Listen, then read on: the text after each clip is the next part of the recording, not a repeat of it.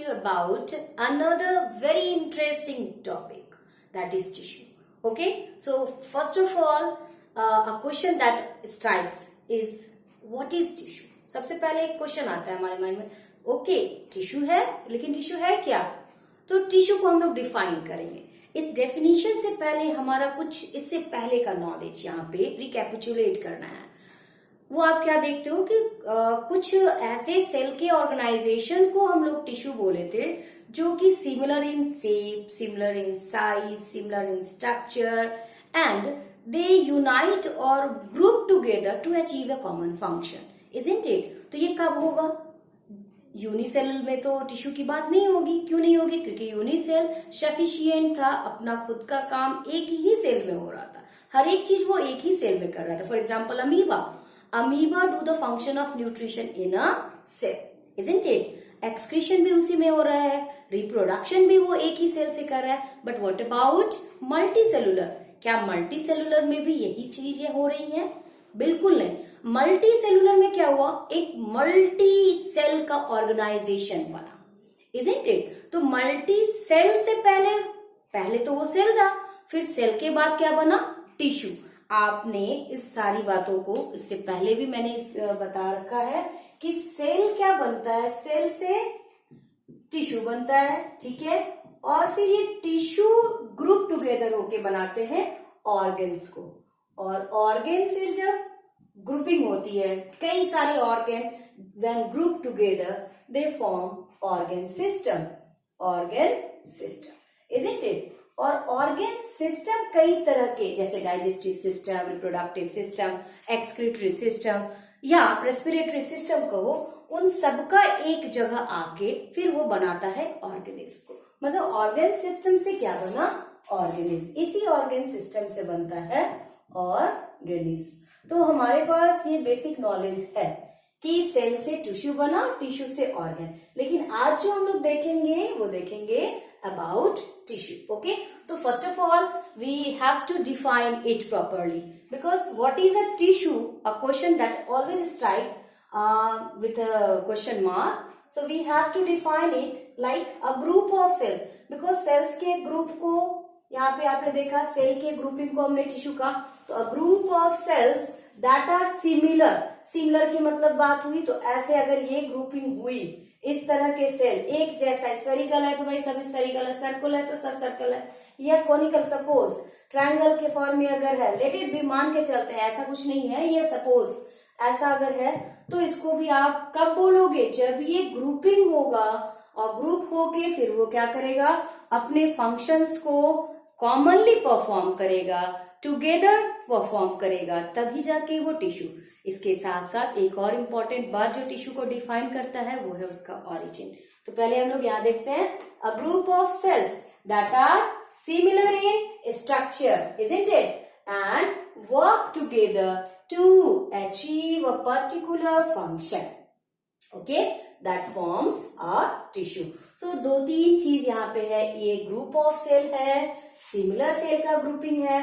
Similar in what aspect? Structure में. फिर वो एक तरह से पर्टिकुलर फंक्शन या स्पेसिफिक फंक्शन भी आप कर सकते हो जो वो करेगा, तब उस ग्रुप के सेल को, पूरे ग्रुप ऑफ सेल को क्या बोलते हैं हम लोग? टिश्यू बोलते हैं. तो इसमें एक चीज और, टिश्यू को ऑरिजिन भी सेम होनी चाहिए, मतलब ऑफ सेम ऑरिजिन. अगर वो प्लांट टिश्यू फॉर्म कर रहा है तो ऐसा नहीं कि कुछ सेल एनिमल के और कुछ सेल प्लांट के ले आए तो वो एक टिश्यू बन जाएगा, डजंट मीन, ऐसा बिल्कुल नहीं होगा. सारे के सारे सेल कैसे होने चाहिए? Plant cell. फिर वो एक तरह का परफॉर्म करेगा function, that is what we call tissue, isn't it? तो आखिर ठीक है, ये टिश्यू बना, मान लिया बन गया हमारा, इसकी इंपॉर्टेंस क्या है?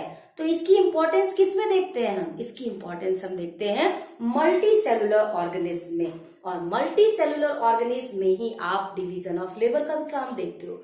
डिवीजन ऑफ लेबर एक बहुत ही अच्छा सा आप इसका एग्जाम्पल देख सकते हो. आप अपने घर से, घर में क्या होता है? बहुत सारे मेंबर हैं और सारे मेंबर की अपनी एक स्पेसिफिक ड्यूटी होती है, स्पेसिफिक फंक्शन होती है. सपोज पेरेंट्स का काम क्या है? भाई आपका केयर करना, ठीक है, साथ साथ वो फाइनेंशियली हमारे एक बैकबोन होते हैं हमारे लिए. लेकिन आपका क्या काम होता है? उनके डिमांड्स को, लाइक आपको पढ़ना है तो आप पढ़ते हो, तो हर एक का अपना एक स्पेसिफिक फंक्शन था और वो एक साथ जब मेंबर ग्रुप हुआ तो वो फैमिली बना। इसी तरह से हर एक सेल अपना एक स्पेसिफिक फंक्शंस को करता है और जब वो एक ग्रुपिंग करा, सिमिलरली ग्रुपिंग रहा, तो उसको टिश्यू आप कहते हो। तो इस तरह से हम लोग इम्पोर्टेंस ऑफ टिश्यू जब देखेंगे तो देखते हैं कि division of labour in multi cellular organism.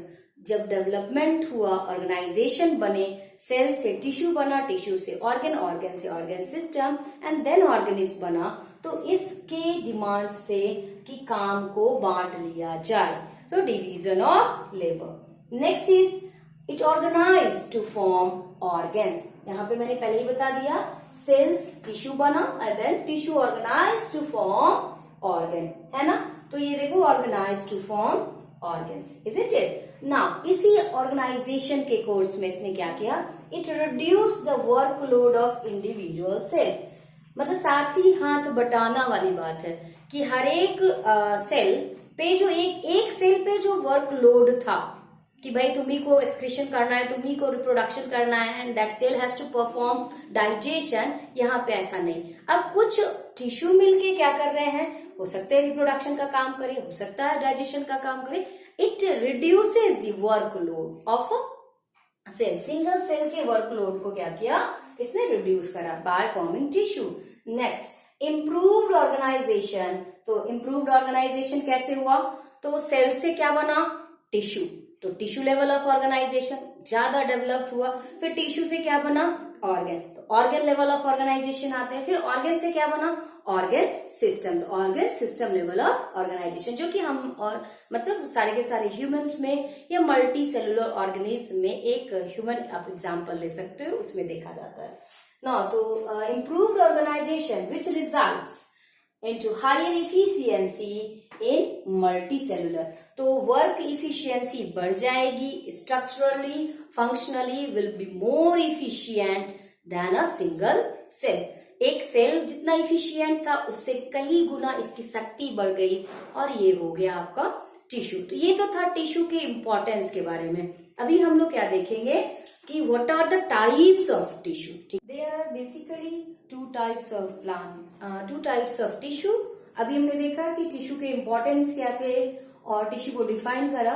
अब बेसिकली टिश्यू दो तरह का, एक है प्लांट टिश्यू और दूसरा है एनिमल टिश्यू, क्योंकि दो तरह के सेल, कुछ सेल्स थे प्लांट सेल्स, वैसे ही एनिमल सेल्स, वैसे ही उनके ग्रुप से जो बना टिश्यू, तो क्या हो गया वो plant tissue and animal tissue.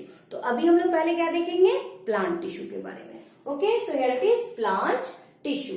Now देखो, टिश्यू में भी, प्लांट टिश्यू में भी कई तरह के टिश्यूज होते हैं and that classification is basically done on the property of division, whether the cell is able to divide और नॉट। क्या सेल डिवीजन कर पा रहा है या नहीं कर पा रहा है। तो इस ग्राउंड पे मैंने यहाँ पे दिखाया है, प्लांट टिश्यू को हमने मेरिस्टेमेटिक टिश्यू और परमानेंट टिश्यू, देखो नाम से ही यहाँ पे दिख रहा है परमानेंसी, मतलब अब जो बन गया सो बन गया, जैसी इसकी स्ट्रक्चर हो गई सो हो गई, मतलब फंक्शन भी वही होगा।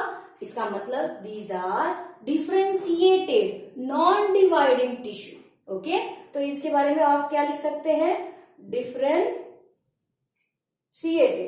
ओके, मतलब दे हैव डिफिनिट फंक्शन ना।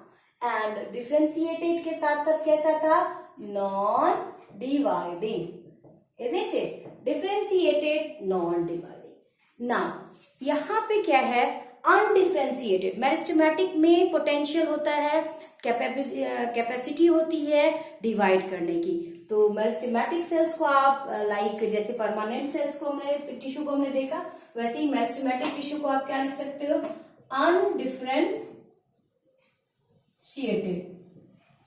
ठीक है, मतलब अभी डिफरेंशिएशन पूरी तरह से नहीं हुआ है। एंड दे आर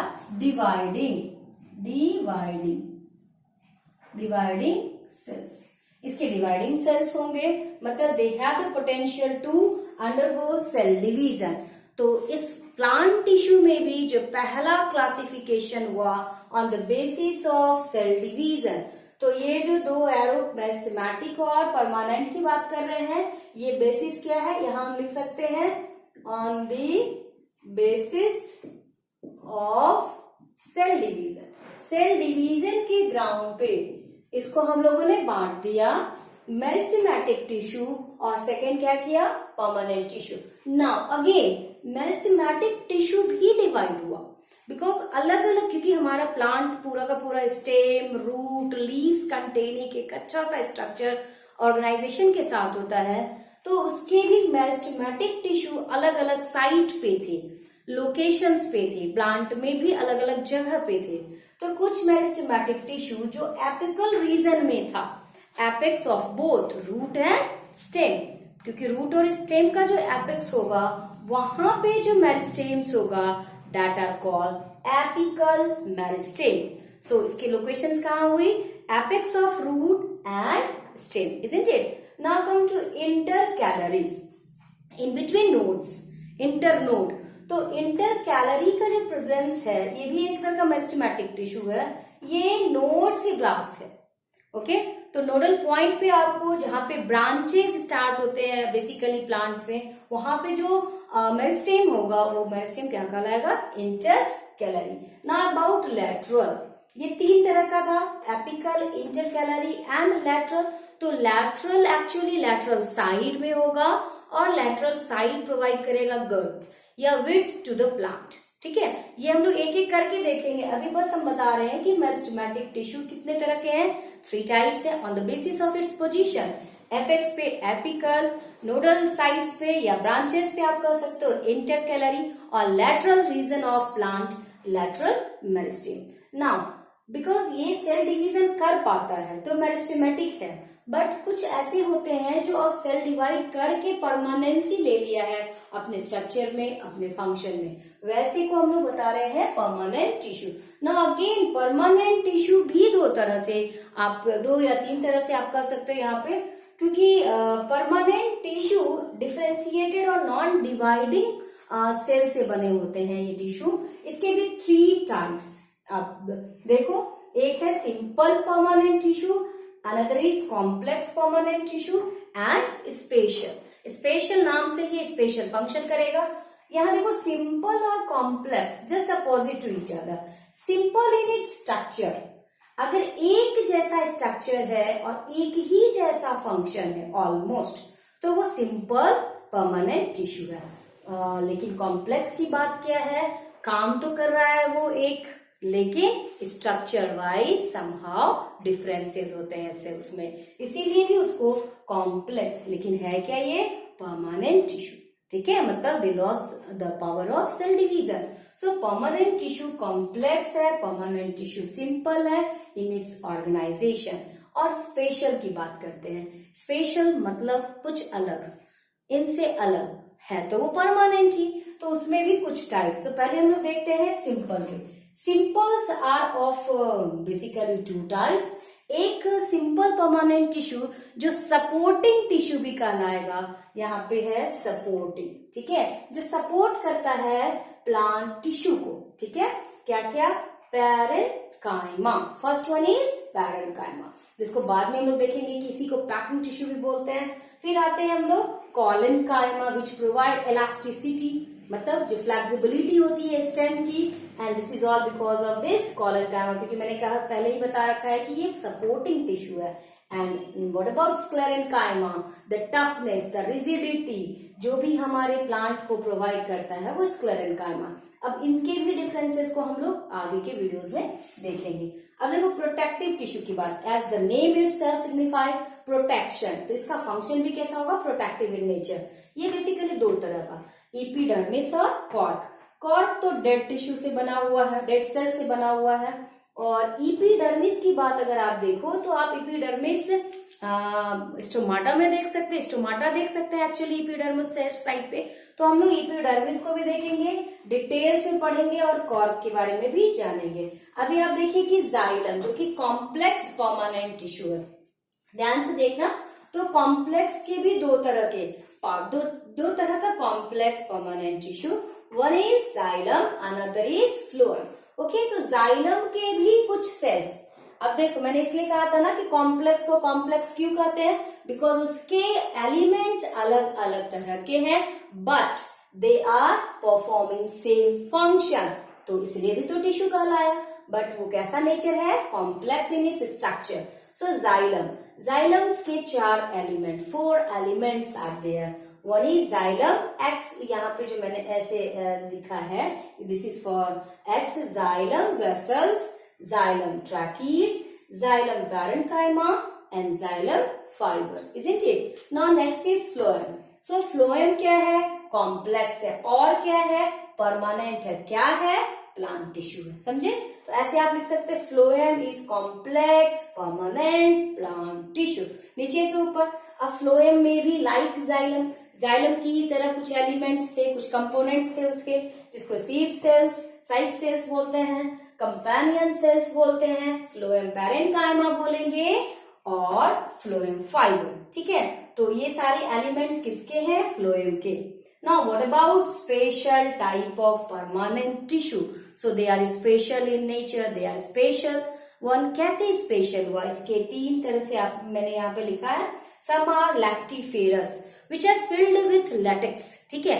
जो white, इसका lactiferous यहाँ पे actually white fluid, secretary fluid. कभी कभी आप देखते हो किसी भी पौधे या प्लांट के किसी एक पार्ट को आप अगर तोड़ते हो तो उससे व्हाइट सेक्रीशन होता है, तो वो जो व्हाइट सेक्रीशन था वो लैटेक्स है, और वो एक्चुअली जो जिस टिश्यू का प्रोडक्ट है उस तरह के टिश्यू को आप बोलते हो lactiferous. Now next is glandular, gland के जैसा, तो ग्लैंड का वर्क होता है सेक्रीशन, तो यहाँ पे भी ढेर सारा सेक्रीशन करेगा मेटाबोलाइट्स का, लाइक गम्स, जो आप यूज भी करते हैं कमर्शियल स्केल में भी आता है ये प्रोडक्शन, रेसिन का, और बहुत सारे मेटाबोलाइट्स समहाउ इसके इकोनॉमिक इंपॉर्टेंस काफी हाई होता है, रबर, ये सब आप ग्लैंडुलर सेक्रीशंस में आप देखते हो। Next is hydathodes, hydathodes are special ones. Hydathodes actually exclude करता है वाटर को, मतलब एक ऐसा टिश्यू है जिससे कि वाटर बाहर आता है इन द फॉर्म ऑफ, जैसे आप ट्रांसपीरेशन देखते हो, तो ट्रांसपीरेशन में क्या था, loss of water in the form of water vapour में, लेकिन हाइड्रोथोड्स टिश्यू के थ्रू कैसा होता है, वाटर के ड्रॉपलेट फॉर्म्स एक्सक्लूड करते हैं, बाहर जाता है। ये आप ओस की बूंद से समझ सकते हैं। तो घास में, ग्रासेस में आप जनरली इस तरह के टिश्यूज को, ग्रास फैमिली का ये एक स्पेशल फीचर भी होता है हाइड्रोथोड्स, ठीक है? तो हाइड्रोथोड्स में एक स्पेशल प्रोसेस होता है, उसको हम लोग गटेशन बोलते हैं। बाद में हम बताएंगे कि क्या है ये गटेशन और क्या है transpiration and what is the actual difference between guttation and transpiration. But आपको ये यहाँ पे याद रखना होगा, समझना होगा कि हाइड्रोथोड्स टिश्यूज के कारण गटेशन का प्रोसेस होता है, और गटेशन का ये कैसा टिश्यू है, स्पेशल है, और कैसा है, परमानेंट है, कैसा है, प्लांट टिश्यू है। ये था हमारा थोड़ा सा एक राउंड अप प्लांट टिश्यू के बारे में, कि it is all about plant tissue. लेकिन अभी धीरे धीरे एक एक करके हम लोग एपिकल, इंटरकैरियल, लैटरल मेरिस्टेम्स के लोकेशन, फंक्शंस को देखेंगे इन आवर नेक्स्ट वीडियो।